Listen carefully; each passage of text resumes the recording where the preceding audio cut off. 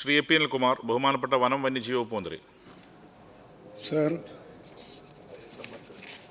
സംസ്ഥാനത്ത് വന്യജീവികളുടെ ആക്രമണം മൂലമുള്ള പ്രശ്നം സംബന്ധിച്ച് ബഹുമാനപ്പെട്ട ഹൈക്കോടതി നടത്തിയ നിരീക്ഷണം ശ്രദ്ധയിൽപ്പെട്ടിട്ടുണ്ട്.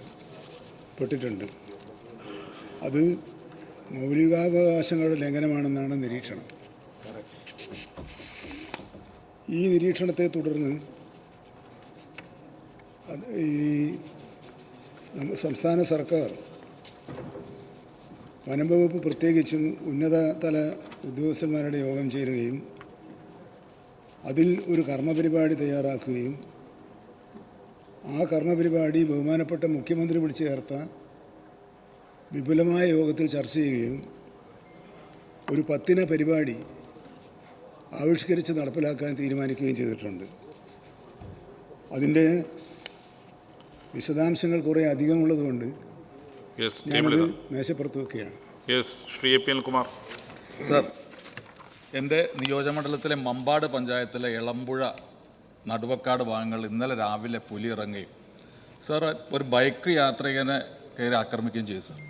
സർ, ഇന്നലെ വനവകുപ്പ് ഉദ്യോഗസ്ഥരും അതുപോലെ തന്നെ ജനങ്ങൾ ഒരുമിച്ചുള്ള തെരച്ചിലാണ്. അതിനിടയിൽ രാത്രി പുലിയെ കണ്ടതായി സർ പറയുന്നു. സർ, വളരെ അടിയന്തരമായി അവിടെ കൂട് സ്ഥാപിക്കാനും അതോടൊപ്പം തന്നെ ക്യാമറകൾ സ്ഥാപിക്കുവാനുള്ള നിർദ്ദേശം നൽകണമെന്ന് അഭ്യർത്ഥിക്കുകയാണ് സർ. സർ, എൻ്റെ ചോദ്യം സർ, സംസ്ഥാനത്ത് ചൂട് കൂടി വരുന്ന സാഹചര്യത്തിൽ ഇന്ന് വനത്തിനകത്ത് വെള്ളത്തിൻ്റേതായ ക്ഷാമം, അതുപോലെ തന്നെ ഭക്ഷണക്ഷാമം, അതുകൊണ്ട് സർ വന്യമൃഗങ്ങൾ ഒറ്റയ്ക്കും കൂട്ടായും പുറത്തിറങ്ങുകയാണ് സർ.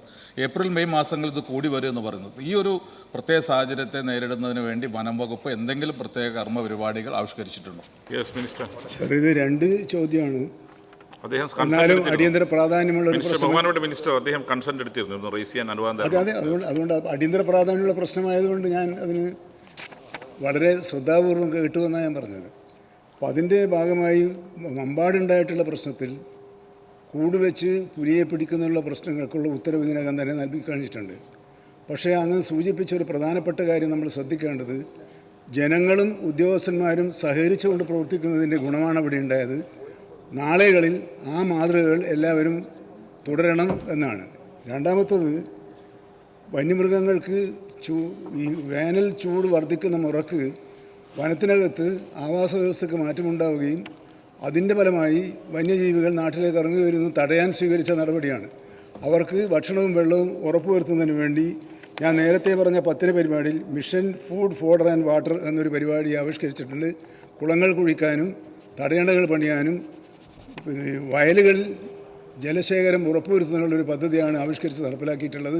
അതിൻ്റെ വിശദാംശങ്ങൾ ഈ ഉത്തരത്തിലുള്ളതുകൊണ്ട് ഞാൻ പറയുന്നില്ല. Second question.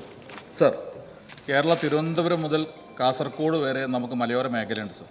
സർ, കഴിഞ്ഞ ബജറ്റിൽ 22 കോടി രൂപ കഴിഞ്ഞ വർഷത്തേക്കാൾ വർദ്ധിപ്പിച്ചുകൊണ്ട് 70 കോടി രൂപ നമ്മുടെ പ്രതിരോധ പ്രവർത്തനങ്ങൾക്ക് നീക്കിവെച്ചായി ബജറ്റിനകത്തുണ്ട്. സർ, അത് വളരെ പരിമിതമാണ്.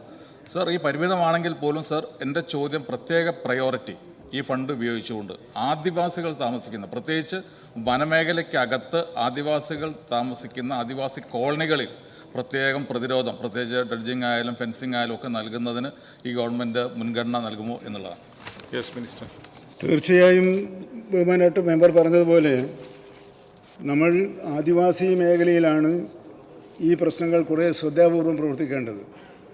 അതിൻ്റെ ഭാഗമായാണ് ആറളത്തെ ആദിവാസി മേഖലയിൽ നാം നടത്തിക്കൊണ്ടിരിക്കുന്ന പ്രവർത്തനങ്ങൾ. ആ പ്രവർത്തനങ്ങൾ ഒരു മാതൃകയായി സ്വീകരിച്ചുകൊണ്ട് മറ്റ് മേഖലകളിലും അത് നടപ്പിലാക്കിയ പരിപാടിയുടെ റിസൾട്ടൊന്നും നമുക്ക് കുറച്ച് കാത്തിരിക്കണം. ആ പരിപാടി മറ്റെല്ലാ സ്ഥലത്തും വ്യാപിപ്പിക്കുന്നതിന് വേണ്ടിയാണ് സർക്കാർ. തീർച്ചയായും ആദിവാസി ഗോത്രവിഭാഗ ജനങ്ങൾക്കാണ് മുൻഗണന നൽകുക.